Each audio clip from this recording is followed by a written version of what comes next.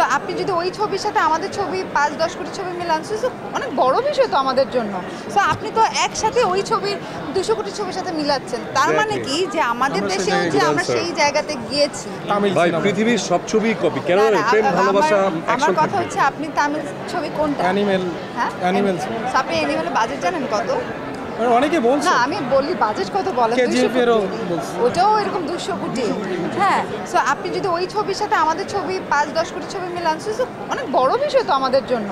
So আপনি তো একসাথে ওই ছবির 200 কোটি ছবির সাথে মিলাচ্ছেন, তার মানে কি যে আমাদের দেশেও যে আমরা সেই জায়গাতে গিয়েছি। সো আপনারা এটাকে কেন অ্যাপ্রিশিয়েট করেন না? সবসময় কেন আপনারা কপি কপি বলেন?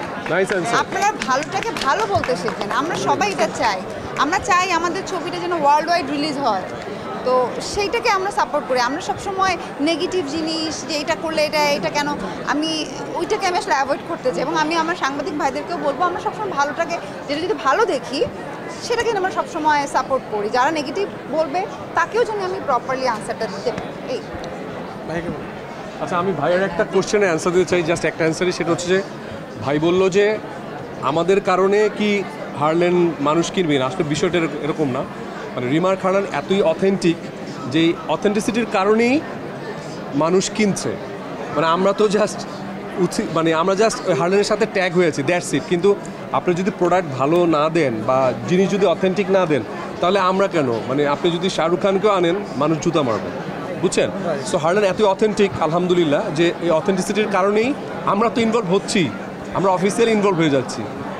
শাকিব ভাই অফিসিয়ালি ডিরেক্টর, মিমো কদিন পরে দেখেন যে অফিসিয়ালি জয়েন করে ফেলেছে। সো আর সাধারণ যারা মানুষ আছে তারা প্রত্যেকেই গুড রিভিউ দিচ্ছে যে। এবং আমি বলে নেই মানে হারলিনের সবার আগে ফার্স্ট কোনো celebrity as a brand ambassador সে হচ্ছে আমি। এক্স্যাক্টলি।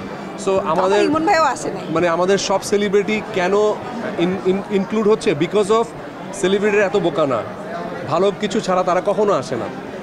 এই যে আজকে মিমকে দেখলেন, মোনালিসা আমেরিকাতে চলে এসছে, শাকিব ভাই তুফান ঝড় তো দেখেছে, সেই ঝড় থামিয়ে এখানে ঝড় তুলবে পরশু দিন। সো সবাই খুব এটার উপরে আপনি খুব আস্থা রাখছে, এবং এখানে একটা ছাতা আছে, ছাতার নিচেই সবাই আসবে, বাংলাদেশের সবাই ইনশাআল্লাহ। সো হারল্যান্ড স্টোরে যে প্রোডাক্ট আছে, প্রোডাক্টের কারণেই মানুষ আস্থা রাখছে।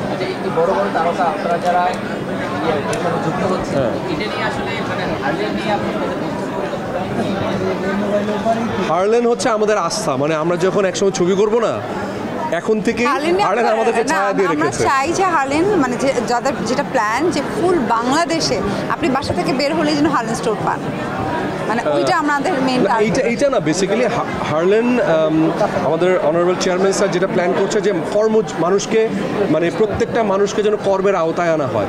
হারলেন স্টোর প্রায় 150টার উপর অলরেডি হয়ে গেছে। তো এখানে মানুষ, মেয়েরা কাজ করছে, তারা জীবিকা অর্জন করছে। আর প্রত্যেকটা সেক্টর আর্টিস্টরাও যেন মানে বসে না থাকে, তারা যেন এখানে এসে ওপেনিং বলেন বা বিভিন্নভাবে যেন ইনকাম সোর্সটা হয়। সো তারা প্রোডাক্টের ব্যবসার বাইরেও তারা সামাজিকভাবে দায়বদ্ধতার কথাও ভাবছেন। সো এটাই হচ্ছে হারলেন স্টোর। আসলে ডেফিনেটলি অনেক বড় বড় সিনেমার সাথে ভবিষ্যতে দেখবেন ইনশাআল্লাহ। ওকে, জি একটা প্রশ্ন, তো অনেক তারকারা ব্যবসার সাথে সম্পৃক্ত হচ্ছে। এই আমাদের অপবিশ্বাস যদি বলেন, পরিমণি বলেন, ওনারাও মানে এই শোরুম উদ্বোধন করছেন নিজেদের ব্যবসায়। আপনার কী পরিকল্পনা? আমি আসলে আমার নিজের কাজ করেই সামলাতে পারি না, বিজনেস অনেক আগে থেকে প্ল্যান করি হয়ে ওঠে না, কারণ আমি নিজেই আসলে এত বেশি কাজে ব্যস্ত থাকি। বিজনেস বিষয়টা হচ্ছে এমন, আপনাকে ওইটাতেও টাইম দিতে হবে, তো সেটা হয় না। কারণ আমি মোটামুটি প্রায় 15-16টা ব্র্যান্ডের অ্যাজ এ ব্র্যান্ড অ্যাম্বাসেডর হিসেবে কাজ করছি। সো মোটামুটি আমার প্রত্যেক মাসে অনেক কাজ থাকে। আচ্ছা, অনেক বছর আগে থেকে আপনি অপর বাংলায় কাজ করছেন, এখন যে আমাদের তারকারা যারা কাজ করছেন এটা খুব আলোচনা হচ্ছে, তা আপনার পরবর্তীতে এরকম পরিকল্পনা আছে যে বড় কোনো পরিসরে আপনি? এটা তো আসলে আর্টিস্টের হাতে থাকে না, যখন আপনার ভালো গল্প আসবে, আমি ভালো গল্পের জন্য ওয়েট করছি। সো এরকম যদি কোনো প্রজেক্ট পাই, সো ডেফিনেটলি।